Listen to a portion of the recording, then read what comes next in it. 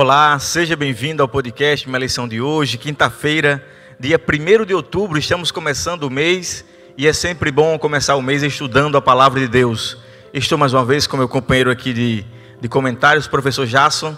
Professor, por favor, ora para que possamos estudar a lição de hoje. Vamos falar com Deus então. Deus bondoso, Senhor eterno, pedimos que o Senhor nos ilumine no estudo de sua palavra.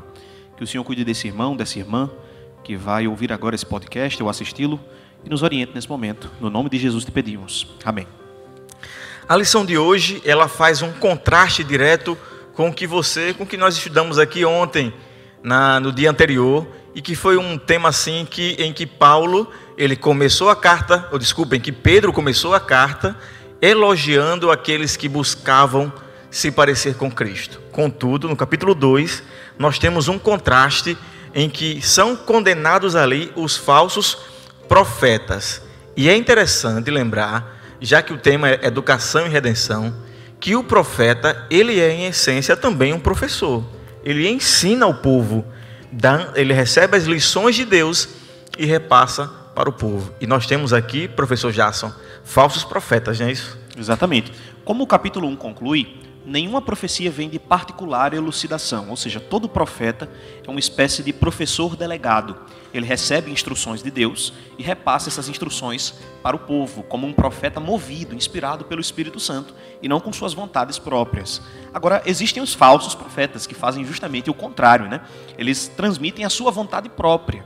Eles negam o soberano Senhor que os resgatou, como diz Pedro aqui, nesse capítulo 2, e acabam ensinando heresias para o povo, ensinando falsas verdades ou mentiras. E nós temos aqui alguns exemplos, né?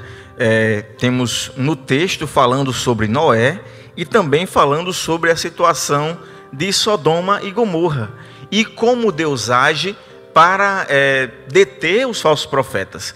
Nós temos aqui um profeta verdadeiro, que era Noé, que falou aquilo que Deus pediu para ele, e nós também temos falsos profetas, homens maus, perversos, que viveram nos dias de Ló. E é interessante que a condenação, o final desses homens, não foi um bom final. É este final que Pedro fala, que aguarda aqueles que distorcem e deturpam a palavra de Deus. Perfeito. Como se você se perguntar por um momento, o que é que mensura o valor de um aluno? O que é que mensura o seu desempenho do ponto de vista bíblico? Com certeza não são resultados visíveis, muitas vezes. Por exemplo, Noé é chamado aqui nesse texto de pregador de justiça, né? Contudo, a sua pregação, por mais justa que fosse, conseguiu converter só 8 pessoas naquela época. Então, os critérios que Deus, como professor, coloca, muitas vezes são diferentes dos critérios que nós, seres humanos, imaginamos, né? Noé foi, por assim dizer, um bom aluno na escola da redenção, embora os seus resultados visíveis não fossem tantos. Já os falsos profetas aqui conseguiam arrebanhar muita gente, né? Trazer muita gente atrás de si. É por isso que Pedro escreve essa epístola, justamente para advertir o povo a não seguir esses falsos profetas.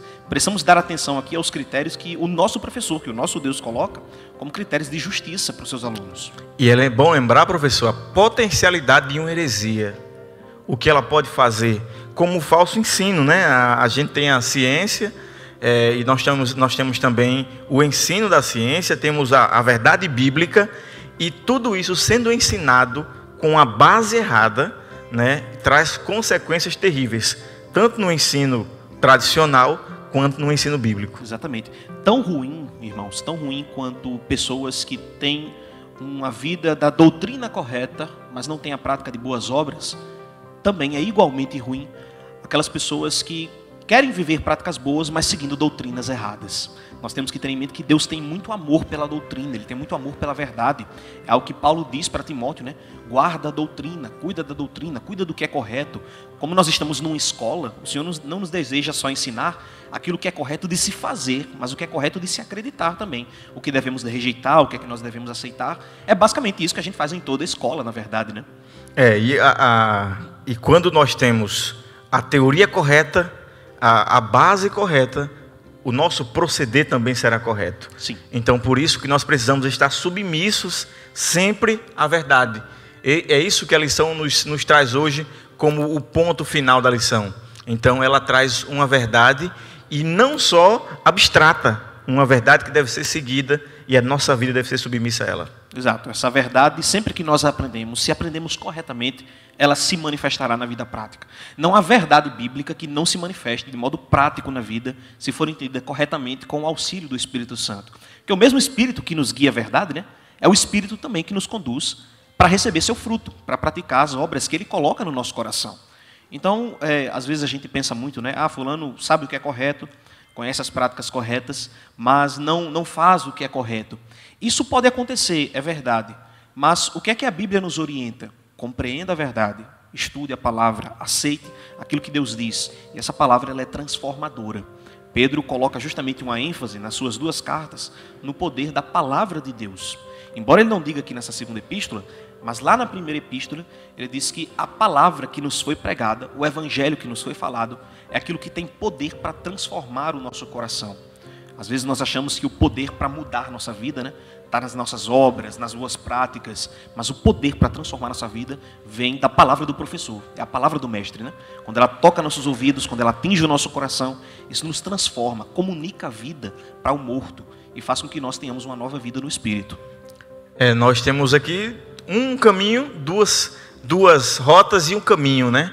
Nós podemos seguir aquilo que Pedro nos mostra no capítulo 1 da segunda carta, ou o que está no segundo capítulo da primeira carta. Que escolhamos, portanto, aquilo que é bom, que é melhor e que o nosso verdadeiro professor nos ensina. Obrigado, professor, um forte abraço e até o próximo podcast.